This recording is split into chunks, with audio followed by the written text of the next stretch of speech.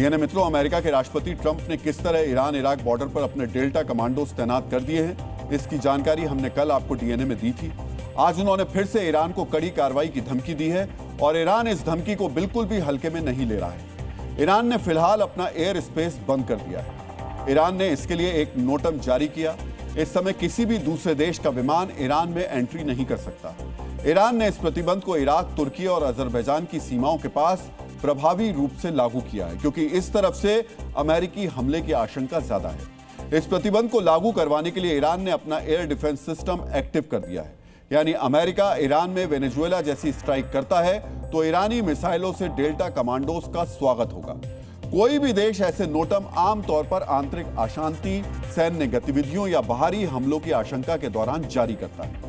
हमने आपको कल इस बात की जानकारी भी दी थी, ईरान खुद पर हमले से पहले इजराइल या अमेरिका पर हमला कर सकता है और इसके लिए ईरान की मिसाइलें भी तैयार हैं। लेकिन आज ईरान के दुश्मनों के लिए एक और बुरी खबर आई है, जिसकी चर्चा यूरोपीय देश सबसे ज्यादा कर रहे हैं। अमेरिका के राष्ट्रपति ट्रंप ने कहा है कि खामनेई रूस भाग सकते हैं, लेकिन यूरोपीय देश चर्चा कर रहे हैं कि रूस ईरान को एक ऐसी मिसाइल दे रहा है जिसके बाद खामनेई को शायद ईरान छोड़ने की जरूरत ना पड़े।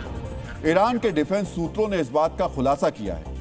ईरान को रूस से इस्कंदर मिसाइल मिलने वाली है और इस खबर के सामने आने के बाद सवाल उठ रहे हैं, क्या ईरान ने परमाणु बम हासिल कर लिया है?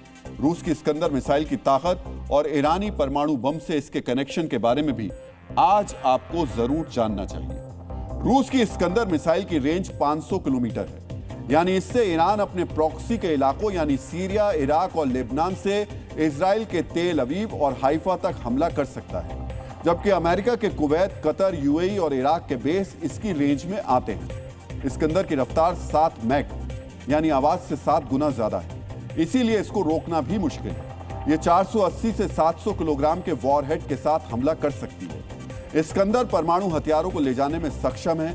यही इस मिसाइल की वो ताकत है जिससे अमेरिका और इजराइल दोनों को डर लगेगा।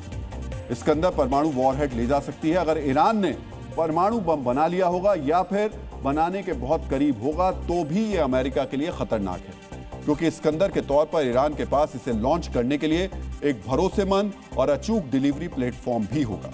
फिलहाल इस खबर पर ईरान और रूस की प्रतिक्रिया नहीं मिली है, लेकिन ऐसे गुप्त समझौतों की जानकारी इस संवेदनशील समय में दुनिया को नहीं दी जाती, ये भी एक रणनीतिक सच है। आज आपको ईरान पर हमले की धमकी दे रहे अमेरिका के लिए टेंशन वाली एक और तस्वीर देखनी चाहिए, जो बता रही है ईरान इस लड़ाई में बिल्कुल अकेला नहीं खड़ा है। रूस के साथ साथ चीन और ब्रिक्स के देश भी उससे रणनीतिक सहयोग कर रहे हैं। अमेरिका से बढ़ते तनाव के बीच रूस, चीन और ईरान ने दक्षिण अफ्रीका के तटों पर एक संयुक्त नौसैनिक अभ्यास शुरू किया, जिसे ब्रिक्स देशों की बढ़ती सैन्य सक्रियता और रणनीतिक एकजुटता का संकेत माना जा रहा है। इस सैन्य अभ्यास को विल फॉर पीस का नाम दिया गया है। इस युद्धाभ्यास को चीन लीड कर रहा है, जबकि दक्षिण अफ्रीका मेजबान की भूमिका में, जिससे अमेरिका के संबंध बहुत अच्छे नहीं चल रहे हैं। वहीं ईरान हाल ही में ब्रिक्स में शामिल हुआ है। युद्धाभ्यास वाला गठबंधन अगर युद्ध के दौरान भी साथ आता है तो ईरान के दुश्मनों की टेंशन बढ़ सकती है। डीएनए मित्रों, ईरान की मिसाइलों से अमेरिका से ज्यादा खतरा इजराइल को है। तनाव को देखते हुए इजराइल भी अपनी सुरक्षा के लिए सबसे घातक हथियार तैनात कर रहा है। इजराइल ने अब लेजर से मिसाइल और ड्रोन गिराने वाली नई ढाल को एक्टिवेट कर दिया है। इजराइल की सुरक्षा अब आयरन बीम करेगा। आयरन बीम दुनिया का पहला ऐसा सिस्टम है जो गोली या मिसाइल नहीं बल्कि तेज लेजर किरण से हमला करता है, और ईरान की मिसाइल और ड्रोन पावर के सामने ये आयरन डोम से ज्यादा भरोसेमंद साबित हो सकता है।